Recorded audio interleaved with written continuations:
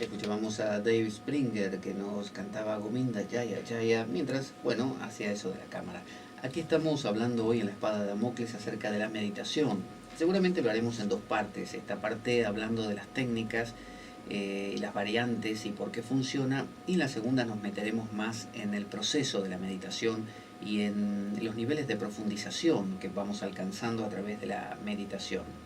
Decíamos que hay muchos tipos de meditaciones, aún dentro de las activas y pasivas e intermedias, y dependen en qué sentido se basan. Porque, bueno, nosotros meditamos con lo que tenemos, que es nuestro cuerpo humano y nuestra mente. Entonces hay meditaciones gustativas, decíamos, que son aquellas donde uno come y degusta a través del sentido del gusto ciertas comidas, siente los sabores, los diferencia, pero son las menos, no es muy común este tipo de meditación. Eh, Se suelen hacer estas a través de, por ejemplo, del arte de comer lentamente, de ir sintiendo cada sabor, de diferenciar uno del otro. Y usted me dirá, bueno, ¿y qué tiene que ver diferenciar un sabor con el otro con que uno esté meditando? ¿Qué relación hay entre un tipo sentado haciendo meditación zen, observando sus pensamientos, y alguien que esté distinguiendo sabores de la comida? Bueno, ya veremos por qué eso también funciona. Hay técnicas olfativas que hacen lo mismo pero con el olfato. Entonces, por ejemplo, usted puede, que es algo que han desarrollado mucho los sufis, oler ciertos perfumes diferentes e inclusive no solo perfumes y gustos, sabores físicos, sino por ejemplo dentro de la técnica del Kechari Mudra, por ejemplo en la India, que consiste en introducir la lengua hacia atrás, más atrás que el paladar blando, por encima del paladar blando en la cavidad nasal. Entonces usted mete la lengua ahí y que no se ahoga, no se preocupe. Yo también pensaba que la primera vez que lo hice tenía miedo de no poder sacarla y de ahogarme, y no se ahoga, se respira igual. Y se dice que con eso uno puede entrar en catalepsia, puede enterrarse vivo, digamos, y despertarse tiempo después sin problemas. En mi caso no ocurrió, no me dio eso, pero puse la lengua ahí. Entonces se dice que si uno hace el Kechari Mudra, que significa revolver el éter, uno al mover la lengua hace descender un néctar desde la coronilla de la cabeza, o desde el entrecejo, un néctar que no solo lo alimenta, sino que tiene un sabor justamente muy dulce. Entonces ahí esa sería una técnica también gustativa. Luego las olfativas, decíamos, tienen que ver con oler, pero a veces no solo, como le digo, cosas físicas, que usted haya puesto un incienso, un saumerio, o que haya encendido mirra o lo que fuera, sino que son aromas sutiles, aromas que están en el ambiente. Entonces, fíjese que mucha gente ha dicho, ay, estoy oliendo un olor a rosas, debe ser por Santa Teresita de Lisieux, que cuando murió cayeron pétalos de rosas. Entonces mucha gente dice eso. Y de ciertos gurús también. Oh, hay olor a, no sé, a jazmín. Es el gurú tal, porque cada vez que él aparece o se manifiesta, hay ese olor en el aire. Entonces hay toda una actitud de espera y de expectativa a ciertas fragancias.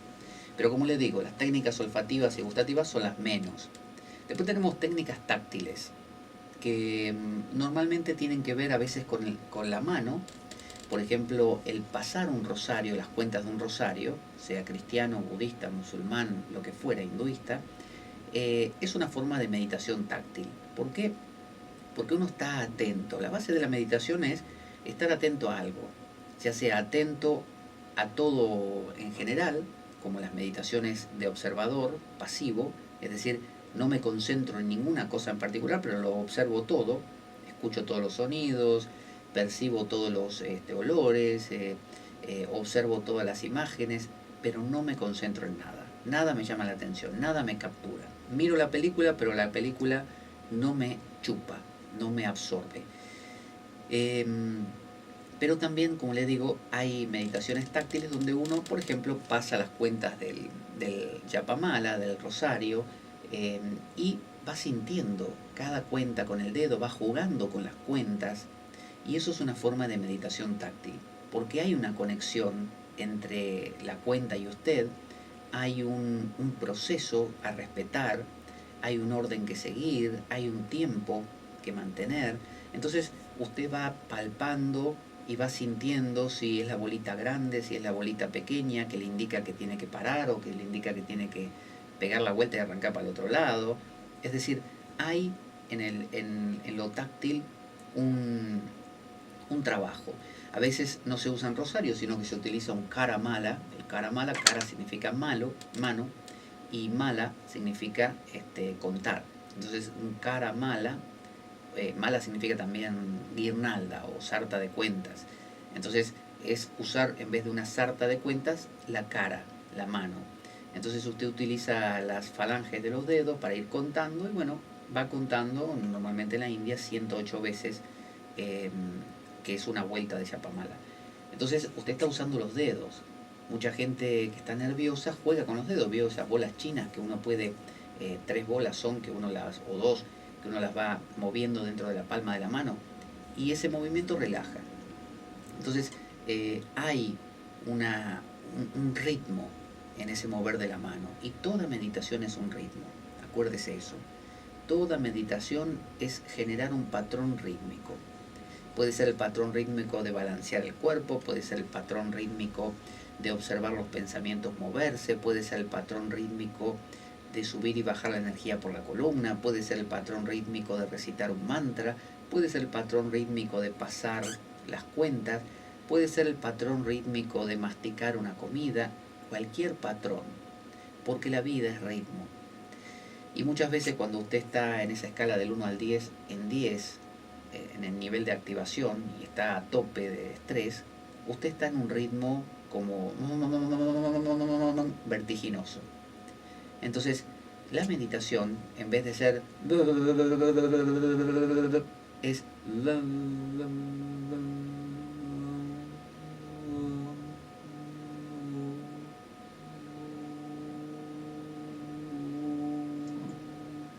es decir, pasa de tener esos picos acelerados a tener picos más distantes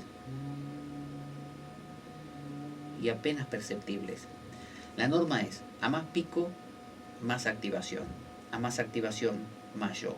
A más yo, más sufrimiento. Entonces, menos picos, menos activación. Menos yo, menos sufrimiento. Entonces, luego, como sabemos que ese nivel 10 de activación es un exceso, que uno no necesita vivir a 10, uno puede tocar el 10 un minuto, 15 minutos, una hora, si lo necesita, pero normalmente con estar en 5 está bien, el nivel de activación. Si usted está en 0, es un mineral. Si usted está en 10, es un loco. Entonces, conviene un 5. Entonces, las prácticas meditativas, además de dar ese descanso del yo y de abrir a una comprensión filosófica y paradigmática diferente, o sea, cambiar la manera de pensar, de entender la vida, además de eso nos enseñan a que se puede vivir en 5, a que luego del estado de meditación donde usted está en 1 o en 2 o en 0 si quiere, cuando usted sale de la meditación no va a 10, normalmente ya no regresa a 10, a menos que lo necesite por un rato, usted se queda en 5. Entonces el nivel de activación es un ritmo. Entonces aprendimos a veces a funcionar en ritmos exageradamente rápidos. Bueno, podemos aprender o reaprender a volver a ritmos más tranquilos. Hay meditaciones táctiles también que tienen que ver con, como por ejemplo los asana, las posturas de yoga, que tienen que ver con utilizar el cuerpo. El cuerpo tiene el órgano más grande en el exterior, que es la piel, y bueno, el cuerpo se estira, se dobla. Bueno, cuando usted hace el salat musulmán con todas sus genuflexiones, cuando usted hace la oración judía, que es prácticamente similar y más compleja todavía, cuando usted hace el tai chi, bueno, usted está haciendo una meditación táctil también. Usted está sintiendo su cuerpo moverse, estirarse, abrirse, los músculos, las articulaciones, y eso todo tiene un ritmo. Cuando usted hace tai chi lo hace con un ritmo. Cuando usted danza y canta Hare Krishna es un ritmo. Cuando usted gira como un sufi es un ritmo. Pero son ritmos, algunos como le decía, frenéticos, ¿no? Eh, Porque a veces vio que, por ejemplo, en la homeopatía o en las vacunas, se da el mismo principio para contrarrestar ese principio. Es decir, el principio de la homeopatía es que si usted está envenenado, le dan una pizca de veneno y ese veneno hace un proceso que contrarresta el exceso y lo torna de nuevo sano. Más allá de la controversia de la homeopatía como medicina, digamos que William Blake, este poeta inglés, decía que el camino del exceso conduce al palacio de la sabiduría. El camino del exceso conduce al palacio de la sabiduría. Me gustó eso, ¿eh? Me gustó, me encanta. Si vos no abuses, Ricardo, petardo, porque ya venís con ese problema hace rato. Bueno, sí, pero es lo que más conozco, ¿viste? Y me encanta el exceso. Bueno, el exceso conduce al palacio de la sabiduría. ¿Por qué? Bueno, porque a veces cuando usted toca fondo es cuando sale. Si usted se cae en una piscina y se cae a mitad de piscina, o sea, no llega al fondo, le cuesta salir. Pero si usted llega al fondo, ¿qué hace? Empuja el fondo y sale mucho más fácilmente. Entonces, las meditaciones activas que llevan ese ritmo, si usted viene en un ritmo, lo llevan a un ritmo tan rápido, tan frenético, que fíjese lo que pasa. Cuando usted pasa de un ritmo rápido a un ritmo rapidísimo, se torna en una línea. Porque todos los picos ahora están tan pegados uno del otro que se forman uno. Y se torna justamente una línea continua. Cuando usted ve una rueda de carro girando, por ejemplo una carreta, un carro o un coche mismo, que tenga rayos, digamos esa rueda, bueno, usted ve girando y mientras gira lento ve los rayos, pero cuando gira rápido ya no ve los rayos, ve como una especie de continuum, que es una especie de placa, es decir, todos los rayos formaron una sola cosa. Entonces aquí pasa lo mismo. Muchas veces se llega al mismo punto por los dos polos. Cuando uno llega al frenesí de la actividad, alcanza la quietud. Entonces uno puede ver una persona bailando como un loco, cantando Hare Krishna, sudando y saltando y rodando por el suelo, ver a otro africano haciendo una danza que uno ve que salta, que corre, que da vueltas, que grita, que no sé qué, o un sufi girando dando vueltas y están en paz, están en no yo, están en una quietud absoluta. En ambos casos ocurre lo mismo, así que fíjese que no hay que priorizar la técnica del zen y decir, bueno, es sentarse y el silencio total y ser testigo, eso es lo mejor. Lo otro es para los inferiores. No, no, no, no, no. Depende quién le viene mejor una cosa como la otra, pero todo lleva al mismo punto. También están las técnicas táctiles del tantra. Del tantra ya hablamos, ese tantra más occidentalizado, ¿no? El que tiene que ver con la caricia, el abrazo, y el hacer el amor conscientemente. Bueno, el hacer el amor en este caso se convierte también en una meditación. Entonces hay gente que dice, bueno, a mí me encanta meditar y yo uso la técnica del tantra sexual. Así que yo medito, bueno, con mi pareja. Le digo, preciosa, vamos a meditar un rato. Y bueno, ella me entiende, en realidad nos vamos a revolcar, pero es nuestra meditación y alcanzamos estados sumamente profundos, no sé cómo te lo puedo decir. Sí, bueno, entiendo. Sí, cuando a eso me refería, que la meditación puede ser también un hecho que puede ocurrir aún en la sexualidad. O sea, no hay lugar donde uno no pueda convertir eso en una meditación. ¿Qué es lo que diferencia entre meditación y no meditación? Bueno, normalmente es la conciencia con con la que se hace. Por ejemplo, si una persona muy nerviosa se pone a hacer kirtan, Hare Krishna, Krishna Krishna, y a saltar y a bailar y con tambores y címbalos y todo, y nadie le explicó nada y solamente hace eso, se va a sentir muy bien. Entonces va a caer en lo que decíamos al principio, utilizar la meditación como terapia, relajación, eh, como, como un método para aplacar otra cosa. Y el tipo va a decir, la verdad que después de haber cantado y saltado durante 2 horas y media, me siento nuevo. y pienso volver, ¿eh? Me hizo muy bien. Muy bien. Es decir, ese tipo no podríamos decir que meditó. Lo que hizo fue cambiar su ritmo. Y la meditación hace eso también, pero la meditación es más. La meditación es una concientización de algo distinto. Es un darse cuenta de que al bajar la velocidad del ritmo o al acelerarse tanto que se vuelva plano, que es lo mismo, uno está en un estado de no yo. Entonces, estar en el estado de no yo, y ya sea que uno lo note porque no llegó al estado completo de no yo, llegó a un estado de activación uno, es decir, muy poquito, está el yo apenas asomado. Bueno, si usted se dio cuenta durante la meditación que el yo apenas sí está ahí, o bien llegó a cero y el yo no estuvo, por lo tanto usted no se pudo dar cuenta que no estaba, sino que después cuando se vuelve a activar al salir de la meditación lo nota, bueno, ese estado de darse cuenta de que, oh, mira, estuve sin yo, hay vida sin yo. Es decir, el yo no era el eje de la cuestión, el yo era solo una parte más. La existencia incluye al yo, es como la punta de un iceberg. La punta de un iceberg incluye a la totalidad de la que está sumergida. Pensar que el iceberg es solamente la punta es ridículo. Pero si uno le pregunta a la punta del iceberg y le dice, punta del iceberg, eh, ¿qué sos vos? Y la punta va a decir, Yo soy una punta y nada más. ¿No ves qué es lo que hay acá arriba del agua? Soy yo que me muevo. ¿y no hay más? ¿No hay más debajo del agua? No, no hay nada debajo del agua. ¿Qué va a haber si estoy yo nada más? Es decir, solemos pensar que somos un yo y nada más.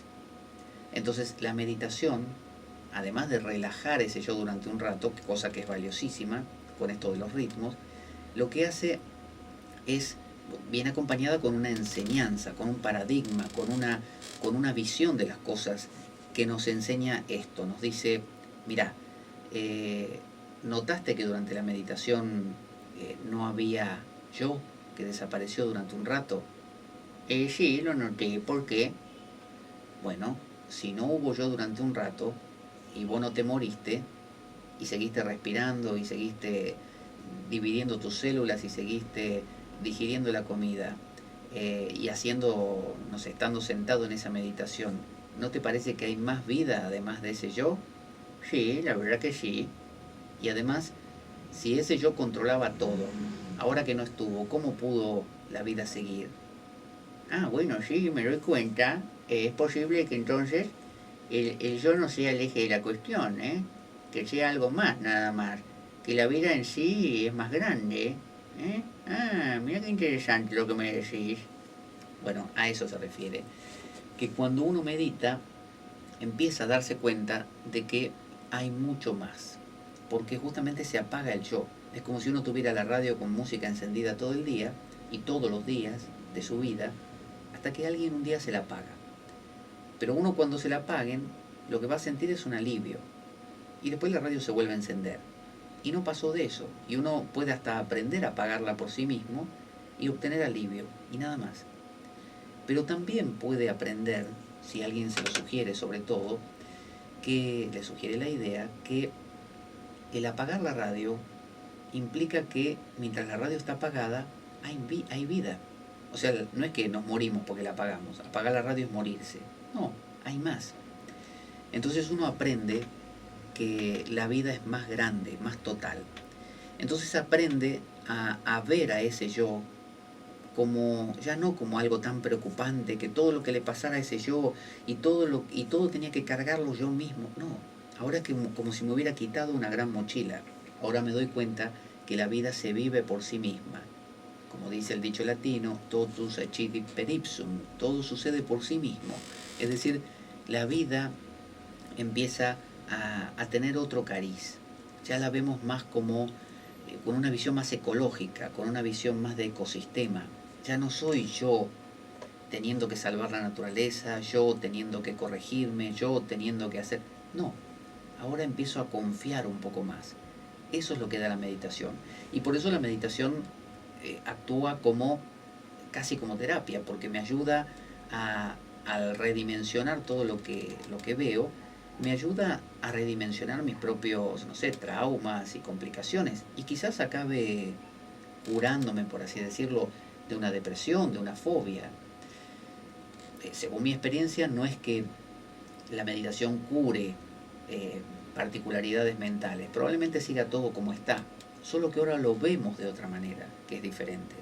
Es decir, uno no deja de tener los mismos recuerdos, pensar las mismas cosas, creer las mismas cosas, pero como ahora cambió el paradigma total, el paradigma que decía, solo existe el yo y nada más, el yo lo controla todo, hay que mantenerlo activo 24 horas si se puede, porque sin el yo hay problemas.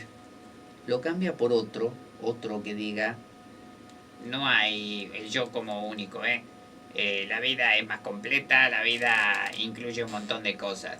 Ahora vivo más tranquilo. Antes era un petardo. Ahora soy un petardo, pero un petardo tranquilo, ¿eh? ¿entiende? La meditación no va a actuar como un psicólogo, no va a resolverle traumas infantiles, porque no se trata de eso. La meditación le cambia su ritmo para que usted, o sea, lo beneficia con ese cambio de ritmo, pero a su vez le abre la puerta para que siempre y cuando alguien le hable de que existe esa nueva visión de las cosas, como dicen los tibetanos, lo introduzcan en esa verdad o en esa realidad, bueno, uno empieza a ver la vida de esta otra manera. Si no, si nadie le introduce en eso, nadie viene y le cuenta, bueno, puede que usted se dé cuenta solo o puede que no, que simplemente descubra que la meditación lo relaja, la meditación lo libera de un montón de cosas y que la practique toda la vida porque le hace bien, simplemente, cosa que no está mal tampoco. Tenemos meditaciones auditivas. ¿Cuáles son? Bueno, el mantra, por sobre todo, es decir, si usted repite Om Mani Padme Hum, Mani Padme Hum, Mani Padme Hum, Om Mani Padme Hum, Mani Padme Hum, Mani Padme Hum, Mani Padme Hum, Mani Padme Hum, Mani Padme Hum, así, durante un ratazo largo, usted entra en un ritmo distinto, porque la monotonía, recuerde, la monotonía del zen de observar los pensamientos, la monotonía de un mantra repetido o de un misterio del rosario cristiano, la monotonía del balanceo del judío frente al muro de los lamentos, la monotonía de la recitación del Corán, la monotonía de lo que fuera, eso le genera a usted un ritmo de activación menor. Lo baja de 10, bueno, a 5, a 4, a 3, a 2, lo baja. Entonces, esas son meditaciones auditivas. Puede ser un mantra interiormente, mentalizado, o un mantra exteriormente, verbalizado o cantado también, ¿no? También está el nada. El nada es no el cantar ni el pronunciar, sino el escuchar. Es como quedarse en silencio y oír un sonido interior, que los yogis le llaman el nada, con doble A, ¿no? Una A larga, nada, significa sonido. Entonces usted escucha interiormente el sonido del hombro. Lo va a escuchar, por ejemplo, al principio como el latido cardíaco y la respiración, pero con el tiempo va afinando y cada vez se escucha mejor y va escuchando sonidos como de agua que fluye, de trompeta, de arpa, están como clasificados. Y finalmente escucha el concierto de todos los sonidos, que son de todos los chakras en realidad, y es el Om, el Om. Entonces, esa es la técnica del nada, que muchas veces se hace con el Yoni Mudra, por ejemplo, que es un poner los dedos de las manos, de las dos manos, tapando los orificios de la cabeza y a veces hasta bloqueando la respiración, y entonces se escucha ese sonido interior. Es una forma de meditar. Dicen que los yogis que es muy fácil porque, al igual que la serpiente, se deja encantar por la trompeta o por la flauta, aunque sabemos que la serpiente es sorda, pero bueno, es una metáfora, se deja encantar muy fácilmente por la flauta del encantador. Bueno, de la misma manera aquí nosotros nos dejamos encantar por un sonido, entonces es casi sin esfuerzo que ocurre.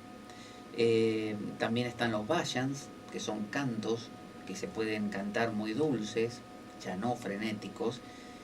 Por ejemplo, cantar, no sé, Jaya Radha Madhava Jaya Kunja Bihari Gopi Jana Balava Giri Varadhari. Yashodanandana Brajajana Ranjana Yashodanandanam Brajajana Ranjana Yamunatiram Vanachari. Es decir, cantos dulces, melodiosos, que van llevando a través de esta meditación auditiva, porque uno al cantar se oye también, van llevándolo a un nivel de activación menor.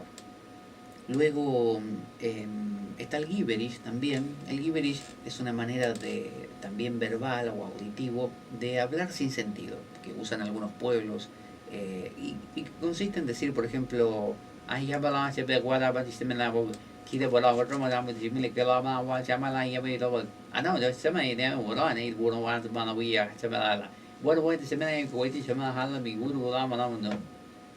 y no es que sintonizó una emisora japonesa. Es decir, hablar así. ¿Cuál es la ventaja? Bueno, la ventaja, por ejemplo, del Gibberish es que usted no utiliza su mente consciente, es decir, no está diciendo nada en particular, no importa, no tiene importancia lo que está diciendo, y eso descarga de mucha tensión. Todo lo que decimos normalmente tiene que tener coherencia. En este caso no. Es como un desestimar el lenguaje, un jugar con el lenguaje, convertir el lenguaje en una canción. Luego está, por ejemplo, el canto armónico, que es el generar un sonido de base y varios sonidos alrededor, y el hecho de hacerlo o de oírlo lleva a la mente a un estado de enganche, de dejarse llevar, como cuando uno escucha un didgeridoo, que hace que uno de nuevo baje el nivel de activación, porque uno queda encandilado. Sería una cosa así.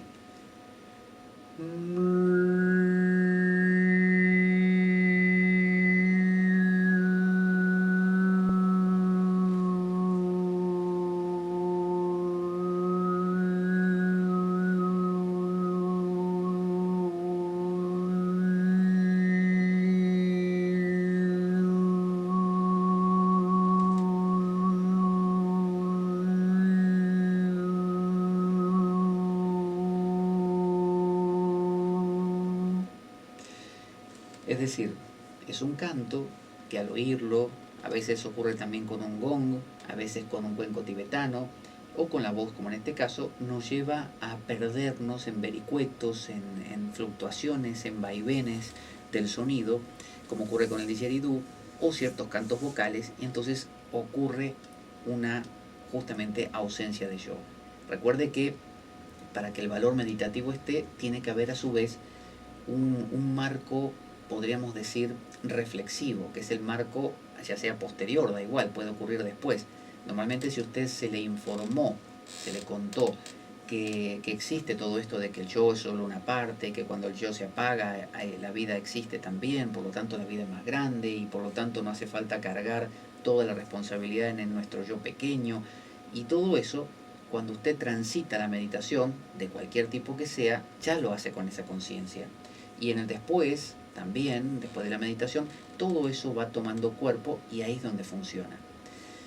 Luego tenemos meditaciones visuales, muchas veces mirar por ejemplo una estatua, pratimas o pratikas, estatuas de Cristo, de Buda, de Krishna, de quien sea, ya sea adorarlas con algún, no sé, como hacen los hindúes con el puya, la adoración ritual, o bien encender incienso, o bien besarle los pies, o contemplarla simplemente, son formas de meditación visuales. También el tratak, que consiste, por ejemplo, en encender una vela, mirar la vela un rato, cerrar los ojos, imaginar o visualizar esa llama en la frente y a veces recorriendo todo el cuerpo, volver a abrirlos o mirar hasta que lagrimeen los ojos, es decir, utilizar un elemento visual. Es lo mismo, uno está concentrándose en eso, dejándose llevar por ese vaivén, por ese ritmo. También están las imaginativas, son visuales también. Cuando usted imagina los chakras, imagina en su corazón un loto que se abre y de ahí dentro está la deidad, o imagina, no sé, algo, está imaginando colores, formas, cosas que cambian, energía que sube y baja. Eso es una meditación visual también, donde usted otra vez está siguiendo un patrón, un ritmo. En este caso es un ritmo visual, porque lo visual también es rítmico. Cuando se crea una figura, cambia en otra, se mantiene unos segundos o menos o lo que fuera. Luego están las técnicas no de visualizar, sino de observar, como pasó con el sonido. No solo de emitir un sonido o mentalizarlo, sino de oírlo. En este caso, en el tercer ojo, en el Ajna Chakra, hay técnicas como el Jyoti Mudra, que también tapa los orificios de la cabeza, para ver el tercer ojo. Bueno, se puede ver una estrella de 5 puntas blanca enmarcada en un aro dorado con un fondo violeta, o lo podemos ver de cualquier otra forma, pero bueno, se puede ver el tercer ojo. Entonces así también usted puede ver a la deidad que corresponda o que usted adore en cualquier parte de su mente. Entonces ese ver, ese esperar que aparezca, es también una meditación visual. Así como dijimos también lo de los chakras. Por ejemplo, el Kriya Yoga, no el Kriya Yoga entendido como ejercicios de limpieza, sino el Kriya Yoga de la Giri Mahasaya, el que popularizó Yogananda en Occidente, bueno, utiliza mucho todas las técnicas que son conocidas popularmente como el Kundalini Yoga, y no me refiero al Kundalini Yoga de Yogi Bhajan, que es este Sikh que creó un sistema como de Hatha Yoga con ciertos movimientos, sino el Kundalini Yoga es el yoga del manejo de la energía interior. Entonces eso se hace a través de de visualizaciones, algunas muy complejas y otras más simples, dependiendo del tipo de meditación. Luego están las meditaciones reflexivas. Hay gente que es más intelectual, entonces dice, mira, a mí la verdad ponerme a visualizar no me va. Yo me pongo a visualizar y no hay color que me dure, no puedo ni concentrarme. Es un esfuerzo, es un suplicio, sufro. Yo necesito otro tipo de meditación. Bueno, están las meditaciones reflexivas, donde uno lo que hace es pensar.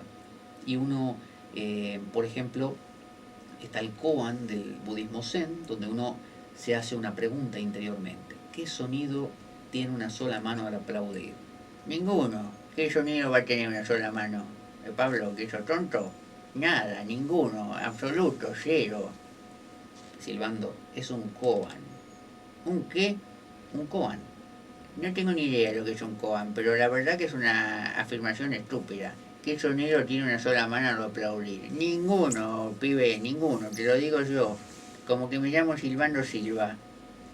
Silvando, te voy a explicar. El koan es una frase paradójica. ¿Para qué? Paradójica. Paradójica significa que no tiene un sentido racional. Si vos le intentás buscar una respuesta racional, que puede ser esa que dijiste, que no tiene sonido, se descarta. No es eso. El koan te dice, tenés que buscar una respuesta que no sea la respuesta racional. Y cualquier respuesta que encuentres tampoco es. Por ejemplo, si vos decís, sí, tiene el sonido del aire que se mueve con una sola mano, tampoco. Tiene el sonido de que si con la mano me doy una bofetada, ese sonido, tampoco.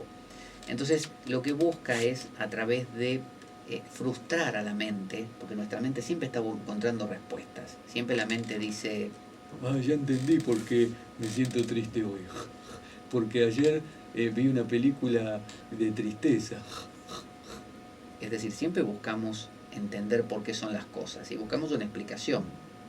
Entonces, el koan pretende romper esa continuidad y nos da una frase que no tiene sentido, como para que no intentemos resolver y aprendamos a vivir en el absurdo, ¿no?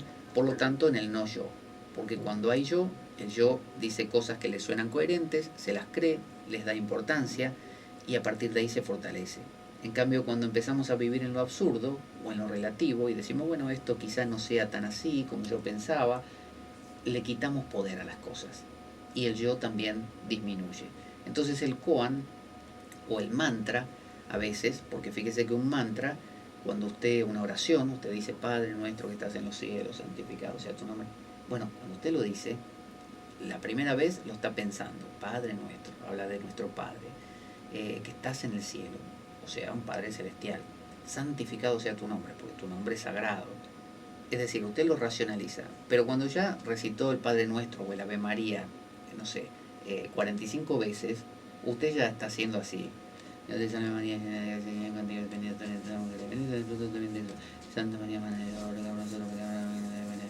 Dios te María,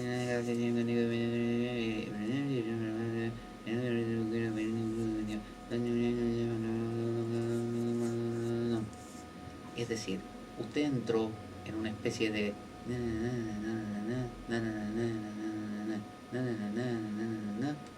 que se parece mucho a los niños pequeños cuando hacen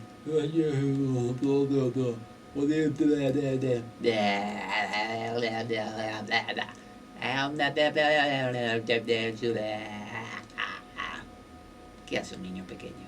Eso, ese es su mundo. Para un niño pequeño el mundo es... En cambio para nosotros es una cosa muy coherente, que todo tiene su explicación y su tiempo y su orden. Entonces, es una especie de utilizar aún las oraciones, como el Ave María, que son coherentes en su razón y en su lógica, y convertirlas en un murmullo. Y un murmullo es ritmo. Cuando usted, su madre lo quiere relajar, le dice o le canta una nana, duérmete, y uno como niño no escucha, duérmete niño, duérmete ya, que si no vendrá el coco y te comerá o cosas así. Lo que escucha es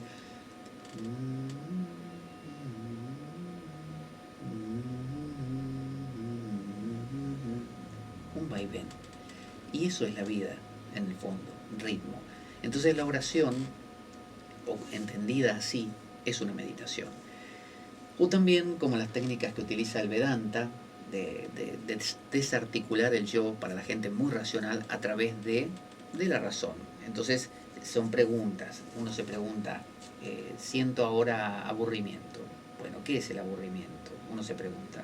Bueno, el aburrimiento es no gustar de lo que está ocurriendo y querer hacer otra cosa. ¿Y quién quiere hacer otra cosa? Yo. ¿Y quién es yo? El yo. ¿Quién va a ser? Yo. Bueno, ¿y dónde está el yo? ¿En mi cabeza?